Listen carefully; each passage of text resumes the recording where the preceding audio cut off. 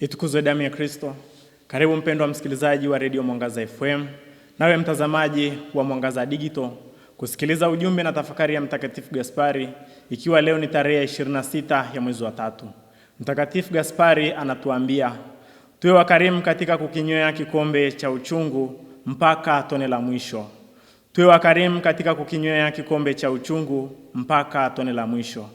Kikombe anachotualika Mtakatifu Gaspari siku hii ya leo ni kushiriki katika mateso ya Kristo. Katika Injili ya Mathayo sura ya 20 aya 22 tunasikia Yesu akiwa anawauliza Yohane na Yakobo, "Je, mwaweza kukinywea kikombe nitakachokinywea mimi?" Kristo anawauliza swali hili kwa mshangao na hisia kubwa kabisa, kwani alishafahamu kikombe atakachokinywea yeye ni kikombe cha mateso, maumivu na machungu makubwa hadi kutoa damu yake msalabani. Hivyo anawauliza na wao kama wapo tayari kukinywea kikombe hicho. Wapendwa, katika safari ya mwanadamu hapa duniani, mwanadamu anaonja magumu, dhoruba, machungu na maumivu mbalimbali.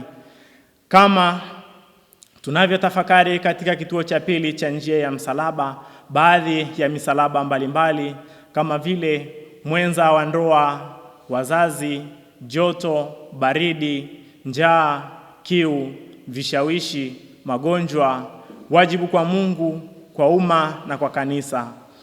Hiyo ndiyo misalaba ambayo mwanadamu anakutana nayo hapa duniani. Hiyo ndiyo misalaba ambayo mwanadamu anaibeba akiwa hapa duniani. Na ndiyo maana Mtakatifu Gaspari anatualika daima kuibeba kwa uvumilivu na upendo mpaka mwisho, bila kukata tamaa, kuchoka wala kuogopa. Wapendwa, kuna muda tunaona yale tunayopitia au misalaba tulionayo katika maisha yetu ni mikubwa kuliko uwezo wetu. Ila ukweli ni kwamba changamoto au misalaba tulionayo tunaweza kuibeba.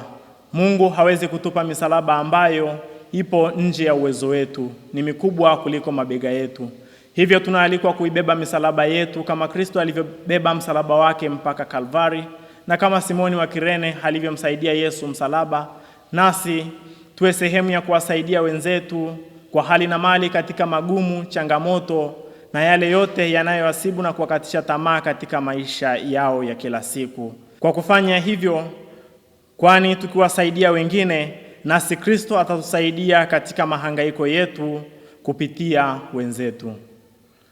Niliyekuletea tafakari hii ni mimi Frateri Colin Stem wa shirika la wamisionari wa damu takatifu ya Yesu. Itukuzwe damu ya Kristo.